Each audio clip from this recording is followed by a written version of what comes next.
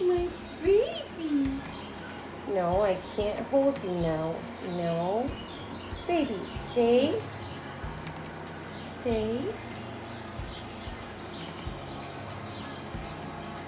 My baby. What a big girl. Oh my goodness, what a big girl. Mwah. She's back and forth, back and forth. She flies on it. Yeah, all day. She comes here, she goes there, she comes here, she goes there. All the time.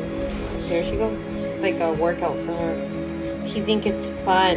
She just come to mommy, then to go back. See? I love you. I love you. You love mommy? Say you love mommy. You love mommy. Huh? You love mommy?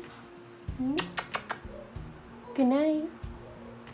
Good night. I love you. I love you so much. I love you, baby.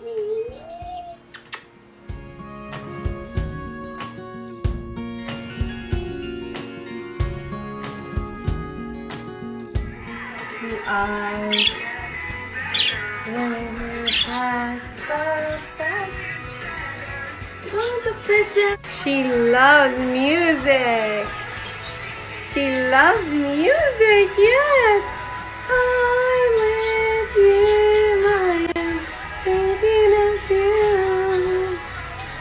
Where you going?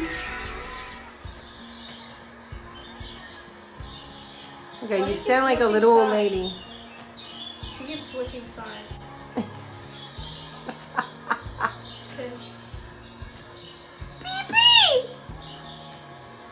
I'll eat here. I'll eat a little bit of here.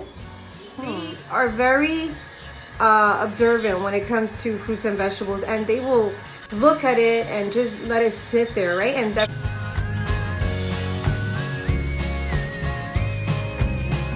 She loves to eat my baby's hair. She loves hair. She also tries anything on my daughter's head, which is a hat, glasses, anything, because she already trusts her. All we have to do is...